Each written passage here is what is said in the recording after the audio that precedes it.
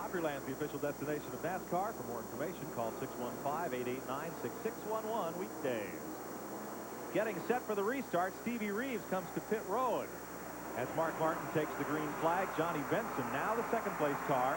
After Jarrett Spinn, Jimmy Spencer is third in the Lance Snacks Peanaloo number 20. And the pole sitter, Randy LaJoie, sits in fourth. There's one thing, Mike, really good about Busch International Racing is the lap cars go to the outside, unlike Winston Cup, and that enables the leaders to stay at the bottom of the racetrack where the groove is and don't have to fight the lap traffic quite as bad on restarts. As you see, the cars on the lead lap moving underneath, Robbie Reiser and the 42 of Dennis Setzer in the Band-Aid car tonight. Field starts the single file, but Roy Benson has a firm grip on the rear bumper of Mark Martin. Boy, this is very impressive. He's running for a national title, but he's giving no quarters to anybody as he tries to take the lead down the front straightaway. His car is really getting up off the corner, really good. That's where he really had the advantage on Mark over in 3 and 4. So Benson, teapot out front. Martin in second. And up top, Jimmy Spencer coming hard. Jimmy Spencer's looking for a groove that he can run wide open around here, which is impossible to do, but he went in the third corner then and went about 3-4 car lengths wider than anybody has. If he finds a groove out there that works for him, he might be into it. Let's watch him this time as we're in Mark Martin's car. Now there's Spencer on the right side of your screen. And yeah, he's about a car width higher than Mark Martin. It seems like he's driving it in a little deeper, but he's not really paying the price, even by his car going up about a groove. When he's that high, does he not have to turn the car as sharply? He can certainly keep some momentum going there as long as his car will get a bite up in that second groove. Again, it looks like there's some rubber in that second groove. Here comes Mark Martin trying to take the lead back from Johnny Benson. Puts the nose under the quarter panel as they head down the front straightaway. So Martin saw what Benson had. Now wants to see what he has. Benson gives him room. You know, a lot of times this is typical on the restart of a race at a short track. Oh, did you see Spencer? He just got out there and just about kicked the wall down with his rear bumper. Sorry. Mark's car maybe is not quite as good on the restart. Maybe his car, it takes a few laps for it to come in. That may very well. Looks like that's what's going on here. Now that they've run 4 or 5 laps back on the green, his car is coming to him now. All right, Mark's car is working. There off the corner is Benson. Now, if you're Johnny Benson, why not just drop in line? Well, what he's doing right now is racing, and he does not have the privilege of going to the bottom, so he has to stay where he's at. He's got a very good car, and Mark Martin is not able to take that spot away from him at this moment. Right here, the outside car has an advantage coming out of the corner. The inside car's got an advantage getting in the corner. Remember, too, folks, each end of this track is very different. Turn 3 is a sharp entry corner from that long straightaway. And then the track widens out like Michigan in this long curving front straightaway. Here comes trouble in the 20 car, though. Jimmy Spencer, if he gets up here, he'll make it 3 wide. This is a racer in 3rd place right now. Looks like Jimmy's trying to figure out who's going to get the advantage here, and that's who he's going to latch on to and try to follow him through. Spencer comes to within a car length. Robbie Reiser goes to pit road.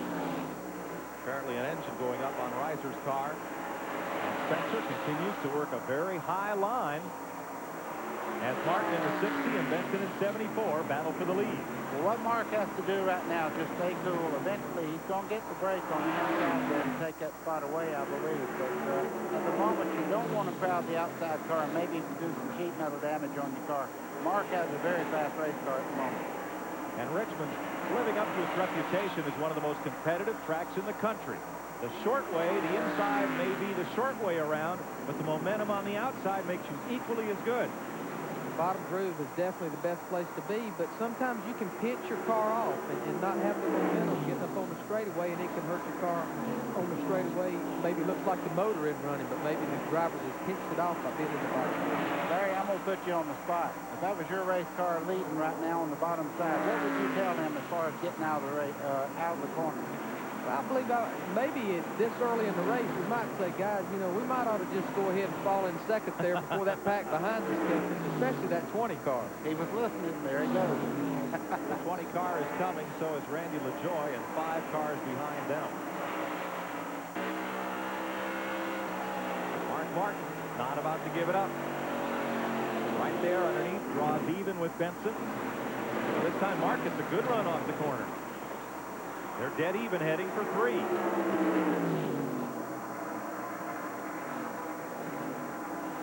From the helicopter, there's that winding, rounded front straightaway. See, it's not really a straightaway. It's kind of like a long arc down into turn 1. You can see by being on the outside that Benson holds a little bit of an advantage getting in the corner.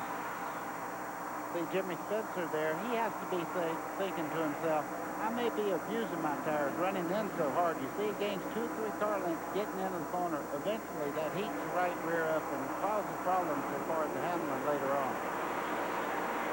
As I say that, it'll probably lap the field before we make our first pit stop. But Jimmy Spencer's doing a great job just sitting here taking care of everything at the moment. When was the last time we saw cars run side by side for this long for the lead? This is terrific. And back here at 3rd place, or 4th place rather. You know, I believe one of the things we're seeing here is these cars are just dead equal. There's like nobody has an advantage here, and neither one of them's going to give even. Well, right there is where Mark Martin has to back off because he's holding the car real tight. He's really got the throttle to break the rear wheel. He's not able to get that momentum up off the corner, but going in the corner, that's a mighty fine race car.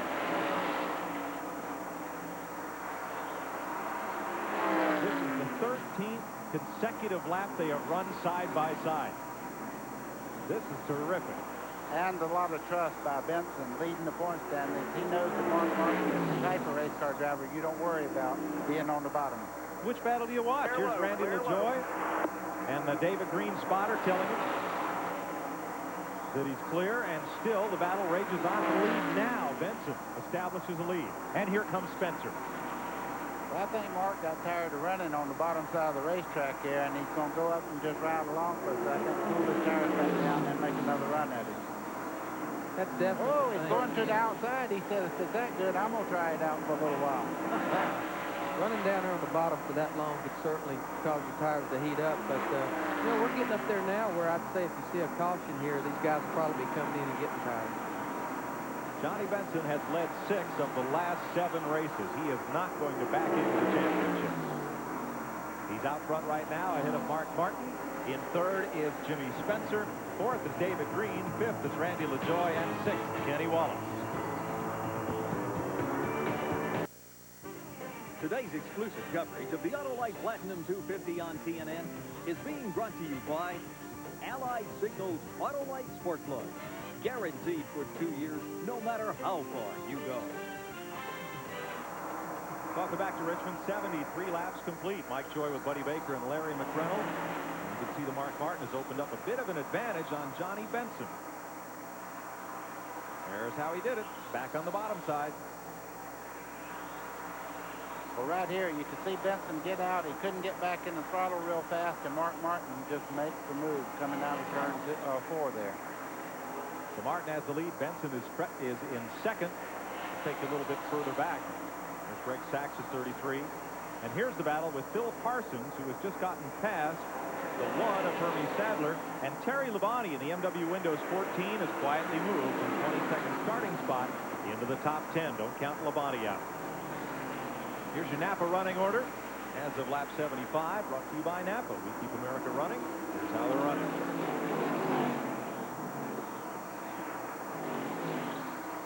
You know, Buddy, you and I talked before the race. We knew Terry Labonte starting that deep in the field, and it wouldn't be long before he was up there near the front and on the scoreboard. That's right. Now here's Chad Little, number 2 point man. He's climbed up into 14th position, battling the 38 of Elton Sawyer and Danny Edwards there. Also in that pack, just ahead of these 2, Dale Jarrett, who fell to 30th position in his spin. He's come back up to 12th, just ahead of these 2 cars. There's Jarrett. See Chad Little there. He's running very well. You can tell how soft the springs are on the race cars here. As he entered the 3rd turn just a second ago, you could see the whole front of the car drop about 4 inches as he applied the brake. As he comes down the back straightaway, watch the front. Watching the Elton Sawyer's car, you see the back end of that car of Chad Little's squat as he gets back on the throttle. And there's Danny Edwards from Lumar Chevrolet number 61. He has gone 1 lap down, but is coming back. He may have made a stop for tires, looking at Edwards peeling his way past Chad Little. If I were a betting man, I would say that's exactly what happened, because Elton Sawyer is running very well. You're inside his car now, looking at Chad Little in the 23 car just ahead there. Well, you talked about the springs being soft. This is one place where you definitely want to try to run your springs just as soft as you can, because the softer you can get it, the better the car will bite into it, and you want just enough spring to hold the car up off the racetrack. Larry, buddy, you saw the 92 there, which looked slow, Larry Pearson. He's one of several cars that have had trouble coming up off turn 2, gotten high in the groove, and lose all their momentum. Car's running fine, but they got up there, got the car loose, lost the momentum. 2 or 3 cars went underneath. That's just what happened to Larry Pearson. See, the way turn 1 and 2 is designed, it almost runs out of racetrack over there. If you end up too wide, it's like you just got to say, whoa, I just got to stop and start over here. And of course, you just lose all your momentum until you can get it back gathered up again. Now, if we can stay on this shot, here's 3 and 4, the curving front straightaway. And as he widens out, you'll see what Larry means. Here's turn 1, you curve into it. Watch how sharp turn 2 is. Right there, it just keeps turning. Just like you say, you run out of room. And if you're out of that groove, then you get up there where there's no adhesion at all. And if you get up in the 3rd lane, a turtle with a top hat on can pass you in the bottom lane there, I promise you. Turtle with a top hat. You got it. Dale Jarrett and Chad Little trying to move up in the field.